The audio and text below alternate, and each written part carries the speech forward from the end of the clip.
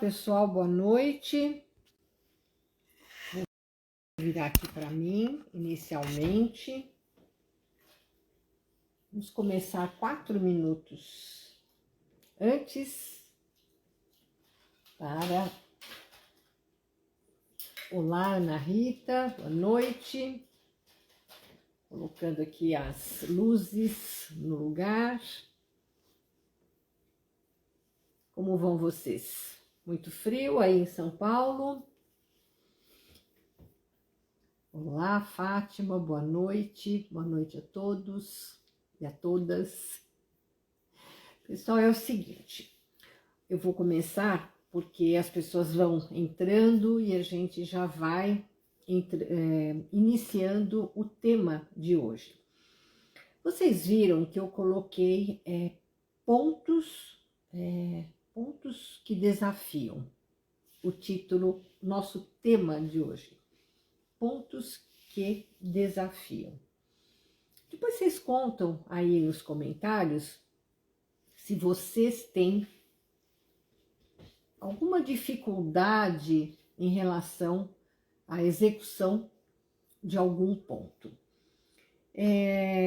Conversando com um amigo outro dia, ele mencionou isso e eu fiquei pensando que pode ser uma coisa até meio comum. Da mesma forma que nós temos alguns prediletos, alguns pontos queridinhos, eu acho que tem outros que nos embaraçam, né? E pensando nisso, eu resolvi o seguinte, eu vou mostrar o ponto pluma, que é um ponto até que eu o coloco dentro da lista dos pontos básicos. Porém, todo ponto tem a sua técnica para ser executado. E muitas vezes, pelo menos na minha experiência, o que eu noto, o que eu observo, é que a dificuldade da aluna para executar o ponto está centrada na falta de entendimento do passo a passo, de ignorar a posição do fio, por exemplo. Essa informação, pessoal, que parece banal, parece uma coisa assim tão de somenos importância, não é. Porque se você, como eu sempre sublinho e saliento, se você conhece a forma para onde o fio vai, o que é uma laçada, isso simplifica muitíssimo a vida da bordadeira, porque ela tem já assimilado, já introjetada esta informação. Então, quando ela vê qualquer ponto ligeiramente diferente, ela consegue perceber o que mudou. Isso eu digo para vocês porque foi um poderoso auxílio para mim. Eu vou virar a câmera, já vou mostrar para você e à medida em que eu for executando o ponto, eu vou explicando outras coisas para vocês. Vamos lá. Eu vou fazer primeiro esta parte aqui do cantinho. Vou tirar um pouco, enquanto eu bordo, eu vou tirar os comentários para ficar mais nítido o trecho que eu vou trabalhar. Então, vamos lá. Primeiro, eu quero mostrar para vocês todas, o movimento. Deixa eu ver se eu consigo chegar ao celular. Pronto. Prender. Desculpem aqui que eu pus a mão. Peraí. Quero prender um pouco mais. Bom, primeiro eu vou fazer o ponto pluma ou aresta. Veja, primeira dificuldade ou dúvida que surge muito. Vocês se lembram do ponto mosca. O ponto mosca, que há pessoas que confundem com o pluma, ele começa aqui no centro. O pluma começa na lateral. Obviamente, quem é canhoto começa aqui, certo? Eu vou começar como destra. Então, eu vou começar do lado esquerdo e vou fazer o primeiro ponto. Vejam, a laçada fica nesta posição, eu venho de cima para baixo e faço o primeiro ponto, passando o fio por cima para fazer o meu primeiro ponto. Eu apertei demais, deixa eu deixar mais frouxinho. Vamos fazer o segundo agora. Eu pego mais ou menos na metade, olha, o meu ponto, essa lateral inteira é isso. Eu pego mais ou menos na metade, afasto um pouco, inclino a minha agulha na diagonal e volto para o centro. Vejam, eu estou indo da direita para a esquerda. E a minha laçada está, olha, lado direito. Então, eu fiz o ponto do lado direito agora, certo? Para fazer do lado esquerdo, olha, gente, a agulha tá aqui, certo? Eu estava com ela do lado direito, eu simplesmente vou virar para o lado esquerdo. Olha, direita. Quero fazer bem devagar para quem está iniciando entender bem esta mudança, ó, direita e esquerda, tá? Agora eu vou pegar mais ou menos na metade do lado esquerdo agora. E venho também para o centro. Para eu não pôr a mão na frente, eu vou fazer assim. Venho para o centro e puxo. Sem apertar muito, tá? Vou fazer mais dois. Metade, então, agora, olha. Metade, afastei e venho para o centro. Lado direito eu fiz agora. Virei o fio, lado esquerdo e centro. Este é o ponto pluma ou ponto aresta. Direita,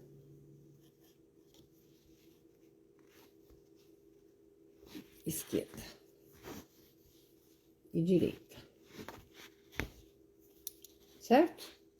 Esse é o ponto, digamos assim, fiz ele de uma maneira bem simples. Agora eu quero mostrar outra coisa para vocês. É um que eu chamo de ponto duplo, ponto pluma duplo ou em pares. Eu mostrei outro dia aqui, não sei se vocês se lembram. Eu vou afastar um pouquinho aqui para vocês. Vou fazer aqui embaixo uma coisa primeiro para vocês entenderem o que eu vou fazer na sequência. Olha, o caseado, prestem atenção aqui no movimento. O caseado em pares, nós fazemos assim, olha. Eu faço o primeiro ponto aqui no cantinho. Meu fio tá para baixo, né? Eu jogo o meu fio para cima. Aponto a agulha para cima, venho bem pertinho aqui, ó, do primeiro caseado. Puxo e venho em minha direção. Deixo o nozinho aqui embaixo. Afasto um pouco. Vim para mim. Jogo para cima. Aponto na direção contrária. E puxo. Este é o caseado em pares ou caseado duplo, tá? Veja, ele fica com 2 pontinhos juntos e um nozinho na base. Bom, agora eu vou desprezar esta linha aqui e vou fazer aqui, quero mostrar para vocês o outro aqui. Vou chegar aqui um pouquinho o bastidor para o lado máximo que possível que eu conseguir aqui. Que agora eu quero mostrar para vocês. Vou fechar um pouquinho. Aqui. Vou mudar agora a cor do fio. Para mostrar para vocês de que maneira o mesmo movimento produz resultado diferente no caso do ponto pluma. Vou começar exatamente igual, tá? Para facilitar a memorização. Fiz o primeiro aqui. O primeiro ele nunca é exatamente, poderíamos dizer que eu comecei pela esquerda, mas não tem problema. Então eu faço o primeiro ponto, como eu mostrei para vocês.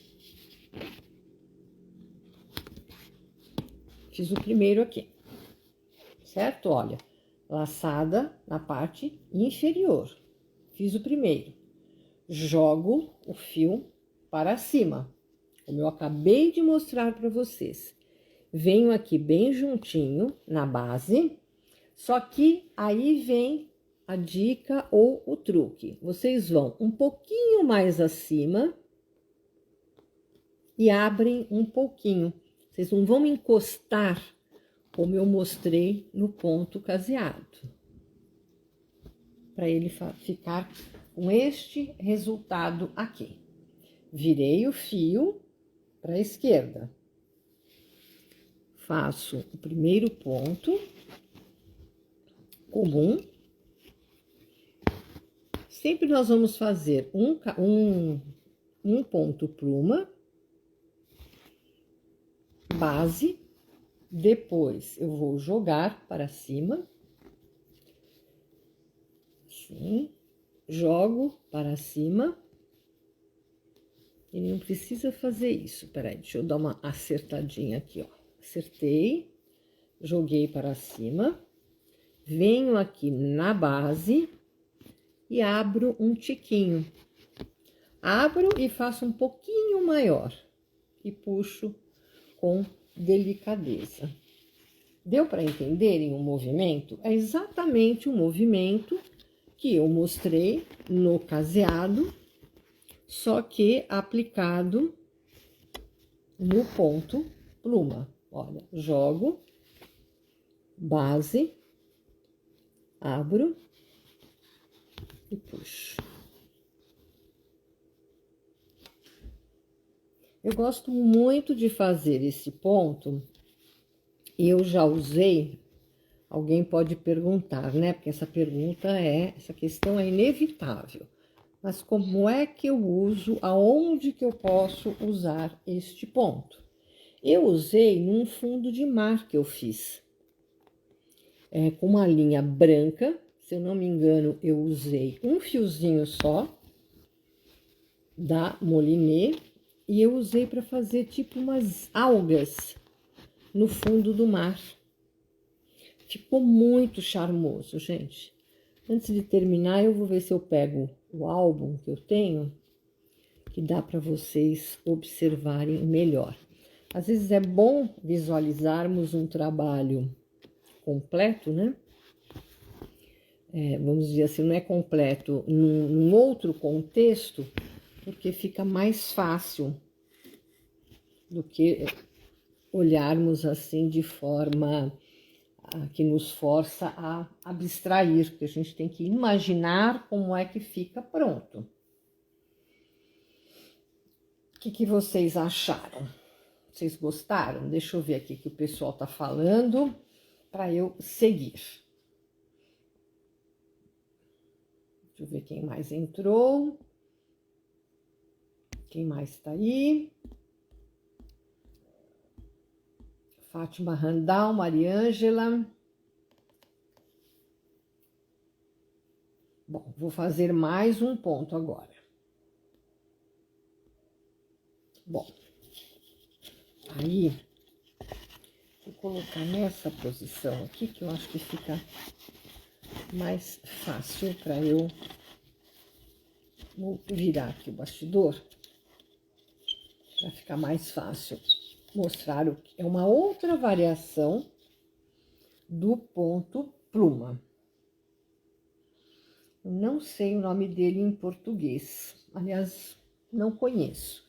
Mas é uma variação, tá? Eu nem, pessoal, nem risquei, tá? Eu vou fazer na raça mesmo, tá? Então, olha, esse ponto a gente faz assim, ó. Nós fazemos um pequeno ponto, pluma. Tanto faz se eu começar pelo lado direito ou pelo lado esquerdo, tá? O segundo ponto, eu vou fazer um tiquinho mais alto, pouquinho, ó. Tá aqui, eu vou pôr um pouquinho mais alto e volto no mesmo lugar. O terceiro, eu vou fazer a mesma coisa, um pouquinho mais alto ainda e venho para o centro. Aí eu vou virar para o lado oposto e vou pegar bem na direção. Vejam, eu fiz aqui. Eu vou pegar bem na direção desse primeiro aqui, olha. Afastei e venho para o centro. Virei novamente um pouquinho acima e venho para o centro. A mesma coisa, terceiro vez, só isso.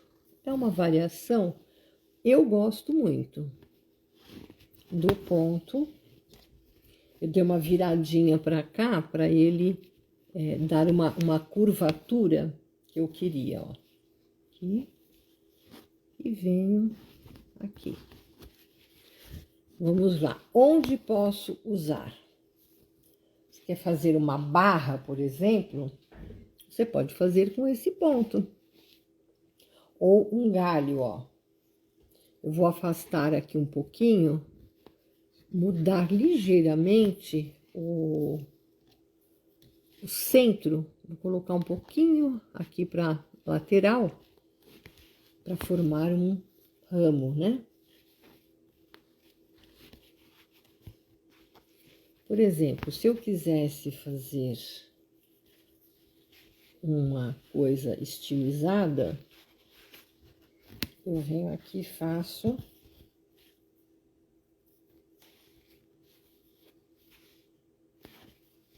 um ponto chavão, uma folhinha não, vou fazer uma folhona, uma folha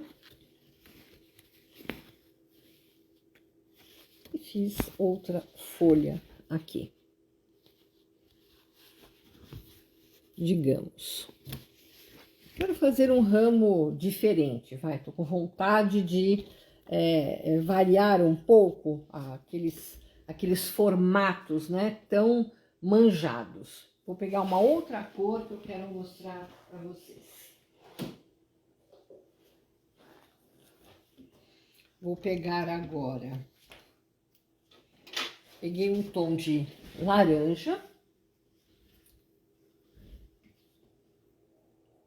e vou fazer, vamos ver como é que vai ficar. É um desafio, porque eu não tinha planejado. Como eu sempre digo para vocês, a espontaneidade é tudo. Então, olha, eu vou fazer alguns nós franceses aqui na ponta desses galinhos aqui. Não precisa ser regular também, tá, pessoal? Não precisa, porque tem 3 hastes, então eu sou obrigada a fazer 3 nós franceses. forma alguma. Eu posso ir pontilhando, salpicando, a palavra é salpicando, e fazer alguns, não fazer outros. Posso fazer outros aqui, mais para baixo. E aí eu vou enriquecendo e formo um buquê. Com um ponto que eu acabei de conhecer. Vejam que gracioso que fica. Tá vendo? A gente pode usar um outro recurso. Eu peguei aqui um tom de laranja. Eu posso pegar um tom um pouquinho mais claro, agora, e fazer outros nós franceses com um tom ligeiramente mais claro. Um laranja, peguei um laranja mais clarinho aqui, tá, pessoal? Só pra gente ver o efeito que dá.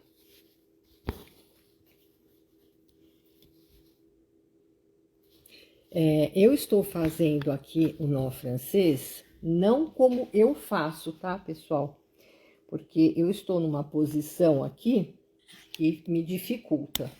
Eu tenho o meu jeito de fazer nó francês, porque eu sou bastante descontraída, mas para o nó francês, eu criei um método, que eu não vou conseguir mostrar para vocês, porque eu gosto de fazê-lo apoiado numa mesa, porque eu gosto que o buraquinho dele fique exatamente no centro, tá? Então, eu gosto de apertar bem, segurar com a unha e fazer com que o buraquinho dele fique bem na pontinha, assim, sabe? Eu adoro nó francês, gosto muito mesmo. E há maneiras diferentes, né? Vocês sabem de fazer nó francês. Existe um que é o nó francês frouxo, que eu aprendi com as Dumont, que ele dá um efeito totalmente diferente. Agora eu não vou fazer ele aqui, porque eu tô gostando dessa brincadeira aqui, eu tô achando que tá ficando legal. Eu vou manter aqui este ritmo. Olha, vocês notem como essa diferença de tonalidade deu uma graça no bordado? Então, pessoal, às vezes é só uma pequena variação que nós fazemos, uma pequena variação já é suficiente para trazer uma nova vitalidade para o bordado que você está fazendo, né?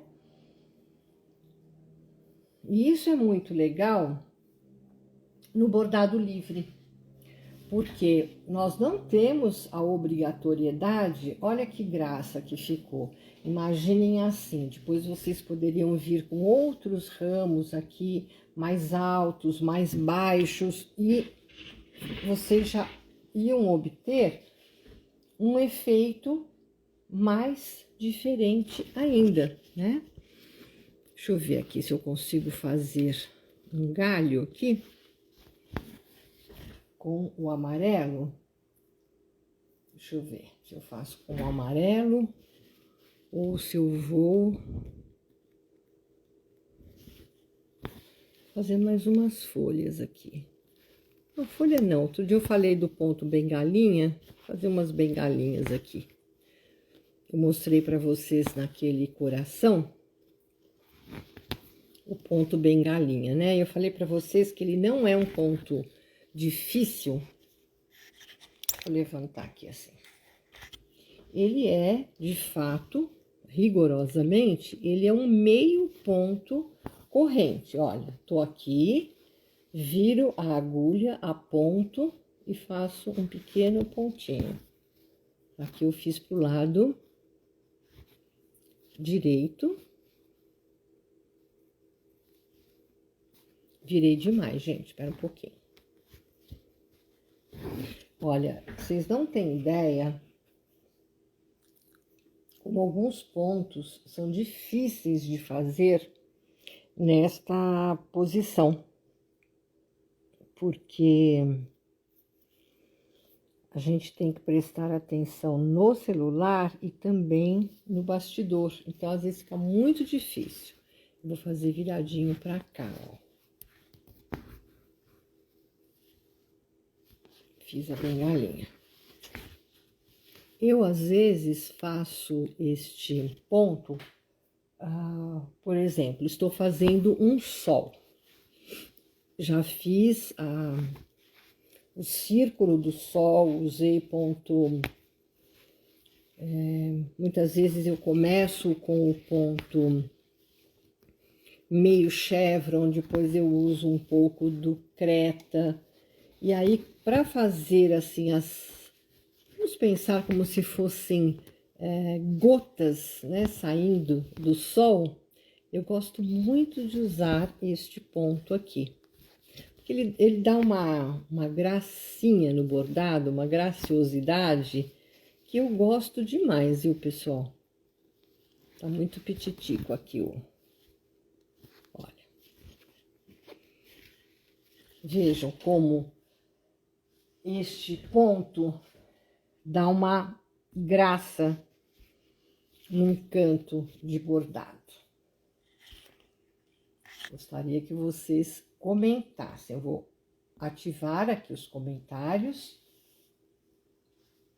e pedir para vocês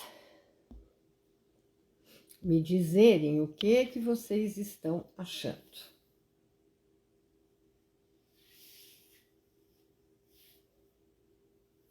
Então, nós temos um trecho assim, né, bordado.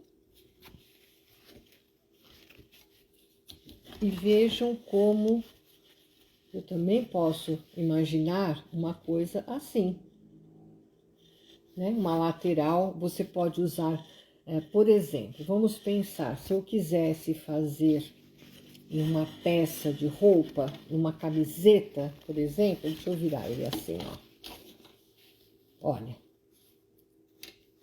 Vocês poderiam fazer no decote de uma blusa, nesta posição ou nesta posição, entende? Ó, um simples detalhe já daria uma graça adicional não, uma graça numa camiseta, numa simples camiseta, você pode enriquecer com este detalhe. Lembrei que eu queria mostrar para vocês.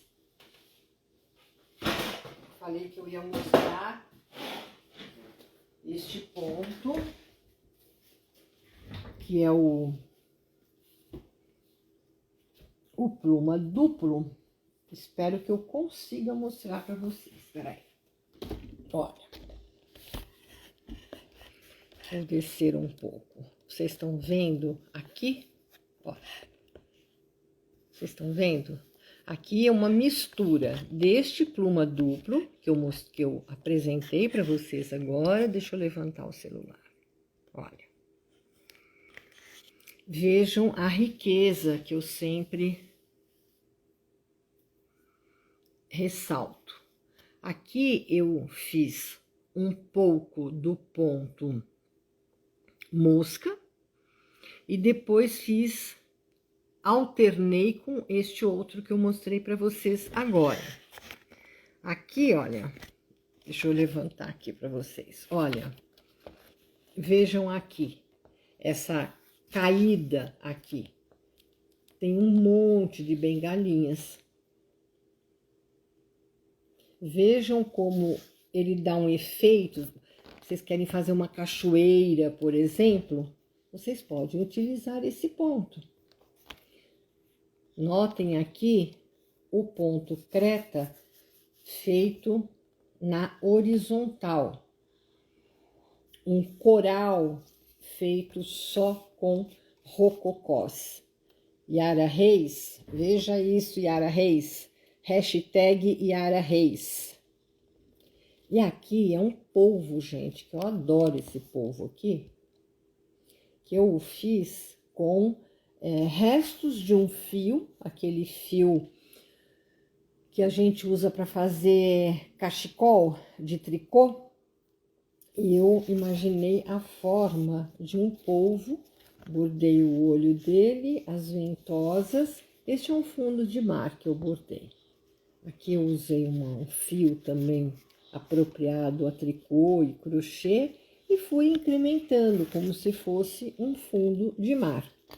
Este é um álbum que eu tenho, veja.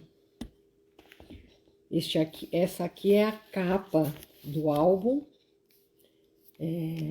numa impressão muito bonita, muito bem feita. É tão bem feita que parece que é o tecido, né? Mas não é. Isso aqui é papel, tá? Olha, vejam este peixe com essas escamas, essa vegetação na parte inferior, tudo com variação de pontos. Esta cortina aqui, eu gosto demais dela, olha. Só ponto creta, feito em diferentes alturas, com uma linha de seda. Deu um efeito muito interessante. E aí, pessoal, deixa eu colocar aqui o álbum de lado. Me digam o que acharam. Estou lendo aqui alguns comentários, mas me digam o que acharam, o que tem achado desta maneira, deste uso dos pontos. Como eu sempre digo, não é o bordado livre ou bordado contemporâneo é uma forma inédita, inesperada, espontânea de fazer uso dos pontos já conhecidos, dos pontos tradicionais, de uma forma diferenciada. E obter, pessoal, este efeito que é único. Não é meramente fazer o ponto pluma. Vocês percebem a diferença entre fazer o ponto pluma e ir brincando com o ponto pluma, aplicando de maneira livre e criativa. Isso enriquece demais os nossos trabalhos. Ele amplia as nossas possibilidades e a nossa criatividade, né? Como eu já disse, você vai ampliando, descobrindo novas composições, novos desenhos com os fios. Você nos permite que comecemos a utilizar outras texturas, né? Então isso dá uma gratificação imensa, porque nos dá liberdade. Dá para entender isso? É muito legal. Eu achei aqui agora um comentário interessante da Ana Paula Alves Ferreira. Achei, além de criativo, não parece complicado, mas fluido. Sabe por que dá essa sensação, Ana Paula? Eu acho importante eu dizer isso para todas as pessoas, porque quando nós estamos fazendo qualquer tipo de arte, mas vamos nos ater aqui ao bordado. Quando nós estamos bordando de forma criativa, a sensação que nós produzimos nas pessoas é exatamente essa que você ressaltou aqui. Por quê? O bordado não tem que ser complicado. Ele não tem que ser, assim, causar aquela sensação de dificuldade. Nossa, é tão difícil fazer esse ponto. Não.